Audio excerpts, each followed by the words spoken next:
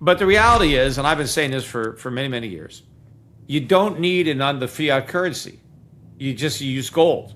And I think that's what's happening. The central banks are de-dollarizing into gold. Gold is the replacement for the dollar because gold was the reserve before it became the dollar.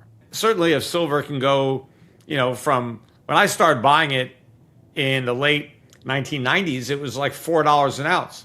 Yeah. And so if it can go from $4 an ounce to $60 an ounce, or it can certainly go from 60 to 200. I mean, that's only a little more than a triple. But it's not even so much silver going up. That will be part of it. But it's really the U.S. dollar going down. It means that you're going to need a lot more dollars to buy silver. You're going to be a lot more dollars to buy everything. So why should silver be excluded? Veteran economist Peter Schiff believes the long-term outlook for gold and silver remains exceptionally strong as central banks continue reducing their reliance on the U.S. dollar. He argues that gold is naturally reclaiming its historic role as the world's preferred reserve asset, replacing fiat currencies that continue to lose purchasing power. Schiff also points out that silver has already demonstrated its potential by rising dramatically over the past 2 decades and believes another major advance is possible. According to his outlook, silver could eventually reach $200 per ounce, driven by inflation, monetary expansion, and weakening confidence in paper currencies, in my opinion. The interview presents a compelling long-term macroeconomic perspective.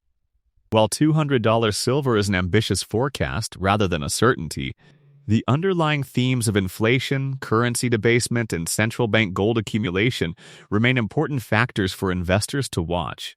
Gold and silver could continue benefiting if these trends persist, making precious metals an important consideration for long-term wealth preservation. If you found this helpful, like, share, and subscribe to the Metal Bar. Turn on the bell so you don't miss any updates, and comment below to share your thoughts on it. Appreciate you for tuning in. Now listen to the interview. Silver was kind of capped by some overhead resistance going back to 1980 at around $50, and it was turned back in 2011 before it could reach that peak. Even though gold more than doubled its 1980 high, it was almost at 2000, silver didn't get up there. And then when gold broke through 2000 and went to 3,000, 4,000, silver really did nothing. It kind of was going sideways. And silver at one point got to an all-time record lows, well over 100 ounces of silver per 1 ounce of gold. And then all of a sudden, silver exploded, and it really went from 30 to 120. It went up 4x in a very short period of time. So it was obviously unsustainable, way overbought, had to pull back at some point. And the catalyst was the breakout of the Iran war, and that started it. But, I think silver has pulled back. Right now, it's back above $60 an ounce. I don't expect it to go back below 50, so I think the old resistance is the new support. And we're really just started a new bull market in silver. So this is early when it comes to silver. And certainly if silver can go, from when I started buying it in the late 1990s, it was like $4 an ounce. Yeah. And so if it can go from $4 an ounce to $60 an ounce, or it can certainly go from 60 to 200. I mean, that's only a little more than a triple. But it's not even so much silver going up. That will be part of it, but it's really the U.S. dollar going down. It means that you're going to need a lot more dollars to buy silver. You're going to be a lot more dollars to buy everything. So why should silver be excluded? I think that silver is going to go up even if we weren't creating inflation. I think based on all the new demand for silver, all the new uses for silver, with the huge increase in demand for power and electric power, and where silver is useful in that whole process, that means there's going to be a lot more demand for silver. There's just not a lot of supply. So just its own dynamic of supply and demand, absent inflation or any monetary premiums that start to build into silver, I think the price of silver is going to go up, just like the price of copper is going up. I mean, copper prices hit record highs.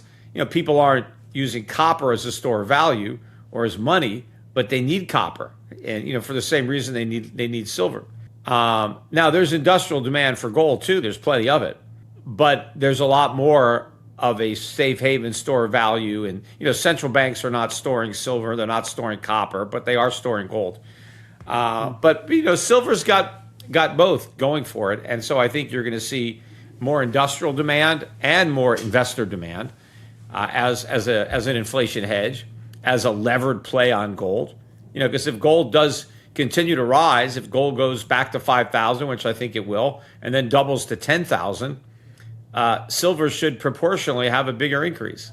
And as people see that, they will buy silver to get that leverage to gold. The analyst community has been much too bearish on gold and silver prices for a long time. And so they've never assigned a lot of value to the future earnings of these companies, which ultimately, determines their stock price. So I think at some point, analysts will adopt a more bullish view of precious metals. They don't understand why the prices have risen. They don't assume that it's sustainable. They figure that prices will come down. I think they're wrong. But once they consign themselves to the fact that these high prices are not only here to stay, but are going to continue to rise, once they accept that reality, then these stocks have to be repriced. And I think they will be repriced.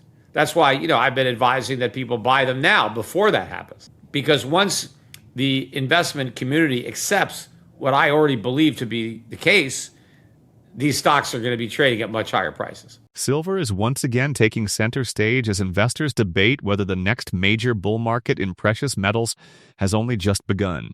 In this interview, Peter Schiff explains why he believes silver's recent correction represents a healthy pause rather than the end of its long-term uptrend. He argues that after breaking through decades of resistance, silver has established a stronger foundation supported by rising industrial demand, inflation concerns, and increasing investor interest. Schiff also points to expanding demand from the energy, technology, and electrification sectors, while limited mine supply could create a favorable long-term supply-demand imbalance. The discussion also highlights silver's historical tendency to outperform gold during strong precious metals bull markets. According to Schiff, if gold continues advancing toward higher price levels, silver could deliver even larger percentage gains as investors seek greater upside potential. In my opinion, the interview presents a compelling long-term case for silver based on both industrial fundamentals and monetary trends.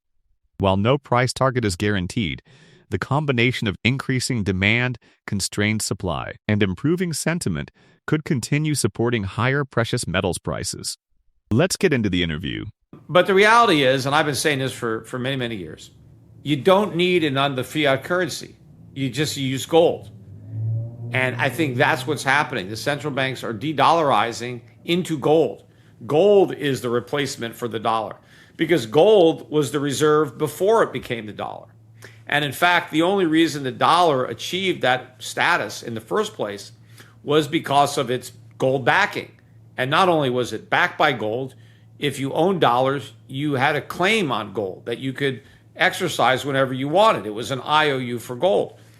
And the dollar itself was really a weight of gold. So we went off that in 1971. And so the world has kind of been on this fiat standard. But now they can go back to gold. They can go back to backing their currencies with something real instead of with just, the worthless promises of the United States to pay you nothing. Now, did gold beat every stock that you could have bought? Did it, No. There are stocks that went up more than gold. But if you just bought the S&P index, gold beat it. So did silver. So investors haven't missed out on gains by being in gold and silver. They've missed out on gains by being in cash. So if you just stayed in cash the last 20 years, yeah. But I never advocated that.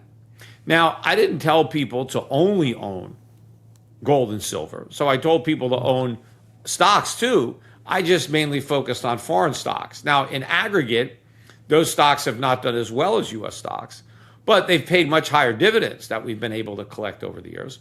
And some of our foreign stocks have done better than the average, U.S. stock. But on average, no, the U.S. market has outperformed. Although over the past few years, that's not been the case. In fact, last year was the biggest year in my career for outperformance of foreign stocks versus domestic. So, I'm not one of those so-called perma bears that just says, hold all your money in cash. Yes, I'm bearish on the U.S. economy, the macroeconomic fundamentals. I think the U.S. stock market is overvalued, and therefore I don't think it represents a good investment. But I offer real alternatives that also provide good returns. And ultimately, I think that a lot of the gains that investors have on paper who stayed invested in the U.S. stock market bubble are going to lose those gains when the air comes out of the bubble. As the interview concludes, Peter Schiff reinforces his long-standing view that gold is steadily reclaiming its role as the world's ultimate reserve asset. He argues that central banks are gradually reducing their dependence on the U.S. dollar by increasing gold holdings, signaling a broader shift toward assets with intrinsic value. According to Schiff, the dollar originally became the global reserve currency because it was backed by gold, and today's monetary environment may eventually encourage a return to that foundation. He also challenges the idea that precious metals have underperformed, noting that over the long run both gold and silver have outpaced cash while serving as effective stores of wealth. In my opinion, the interview presents a thoughtful long-term investment perspective centered on diversification, wealth preservation, and monetary history. While the future path of gold, silver, and global markets remains uncertain, the discussion highlights why many investors continue viewing precious metals as strategic assets during periods of rising debt, persistent inflation, and growing uncertainty. If you found this analysis valuable, be sure to like the video, subscribe to the channel, and turn on notifications for more updates on gold, silver, and global financial markets.